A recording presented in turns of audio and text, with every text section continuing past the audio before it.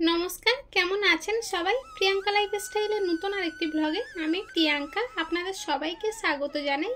আজকের এখন এই সন্ধ্যা 7টার মতো বাজে, আর এখন থেকেই ব্লগটা শুরু করছি। তবে পুরো ব্লগটা প্লিজ স্কিপ না করে দেখবেন, আশা করছি খুবই ভালো লাগবে।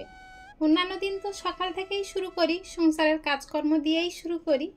আজকের সংসারের কাজকর্ম দিয়ে শুরু করছি, কিন্তু সেটা একটু অন্য রকমের কাজ। আমার এই ছোট্ট শোকেসটার মধ্যে এক গাদা কাঁচের জিনিস আছে, সেইগুলো সব গুছিয়ে নেব। কাঁচের জিনিস বলতে ওই যে কাঁচের গ্লাস, বাটি, এইসব যেগুলো এখন আর ব্যবহার হয় না। সচরাচর এখন আর কাঁচের জিনিস ব্যবহার করতে গেলে ভয় লাগে, হাত থেকে পড়ে গেলে ফেটে যাবে। আর তার থেকে আর একটা বড় কথা, ফেটে তো যাবেই, কিন্তু পায়ের উপরে পড়লে বা হাতের উপরে পড়লে সে হাত পা তো থাকবে না, দেখার অবস্থা থাকবে না, তাই না? ওই ভয়তে আমরা বেশি ব্যবহার করতে চাই না। এখন সুন্দর সুন্দর ফাইবারের জিনিস, চীনামাটির জিনিস উঠে কাঁচের জিনিসটা ব্যবহার করা কমে গিয়েছে।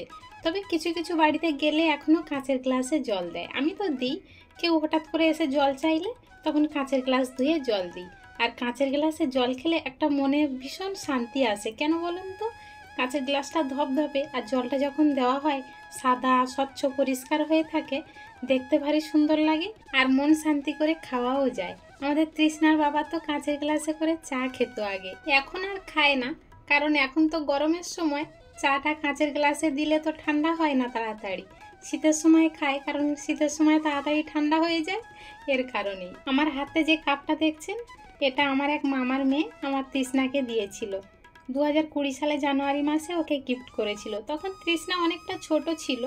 ওই কাপটার গায়ে তৃষ্ণার ছোটবেলার ছবি আর ওর মাসির ছবি দেওয়া রয়েছে। তৃষ্ণা এখন ওটা ব্যবহার করতে চায়, কিন্তু আমি বলি তুই একটু বড় হ, না হলে এর মর্ম তো বুঝবি না, হাত থেকে পড়ে গেলে ভেঙে যাবে। একটু যখন বড় হবে তখন একটু হরলিক্স খাওয়া, কি দুধ খেলো, কি একটু চা খেলো। আর সে এত যত্ন করে জিনিসটা দিয়েছে, যদি গুছিয়ে যত্ন করে না রাখা যায় তার মর্যাদাই দেওয়া হয় না, তাই না? আর আমার হাতে যে ফুলদানিটা দেখেছিলেন, ওটা কিন্তু আমার ঠাম্মা তৃষ্ণাকে দিয়েছিল, মানে তৃষ্ণার বড় মা হবে, উনিই দিয়েছিল। আমার বাপের বাড়ির কাছাকাছি একটা বড় কাচারি রয়েছে, সেখানে আমরা প্রায় সময় পুজো দিতে যাই। সেবারে যখন পুজো দিতে গিয়েছিলাম, ঠাম্মাকেও সঙ্গে নিয়েছিলাম। আর ঠাম্মা তো ওখানে গিয়ে তৃষ্ণাকে ওইটা কিনে দেয়। যত বলছিলাম যে দিও না ঠাম্মা, রাখার জায়গা নেই, তাও জোর করে ঠাম্মা তৃষ্ণাকে কিনে দিয়েছিল। তবে জিনিসটা গুছিয়ে রেখে দিয়েছি। এখনকার মানুষ আজ আছে কাল নেই, তাছাড়াও বয়স হয়েছে তার, বলা যায় না কখন কি হয়ে যায়। কিন্তু ঠাম্মা যদি চিরকাল নাও থাকে, আর থাকবে না তো চিরদিন, কিন্তু তার স্মৃতি হয়ে ওটা থেকে যাবে। আর আমার ঠাকুরদাদাকে তো আমি চোখে দেখিনি, খুব মিস করি আমার ঠাকুরদাদাকে। সেই আদরটা আমি আমার দাদুর কাছ থেকে পেয়েছিলাম, কিন্তু আজ আমার দাদুও তারা হয়ে গিয়েছে। বেঁচে রয়েছে দিদিমা, কিন্তু দিদিমার সঙ্গেও তো খুব একটা দেখা হয় না। তবে ইচ্ছা আছে এবছরের পুজোয় দিদিমার সঙ্গে একটু দেখা করব। আর আমার মানুষ করার মালিক হচ্ছে আমার দিদিমা আর আমার দাদু। এসব কথাগুলো মনে পড়লে সত্যি খুব ইমোশনাল হয়ে যাই। ওনাদের কথা আমি কখনো ভুলতে পারি না। দাদু পরলোক গমন করার পর থেকেই আমার দিদিমার শরীরটা খুব একটা ভালো নেই। এই সব কথাগুলো ভাবলে খুব কষ্ট হয়। সারা জীবন তো আমরা কেউ থাকার জন্য আসিনি, তাই না? কাউকে আগে যেতে হবে, কাউকে পরে যেতে হবে। এই আসনগুলো তো আগের দিন রৌদ্রে দেওয়া হয়েছিল, আপনারা দেখেছেন, কিন্তু খুব কষ্ট করে রৌদ্রে গরম করেছিলাম। এই কয়েকদিন হচ্ছে একটু করে রোদ হয়, একটু করে বৃষ্টি।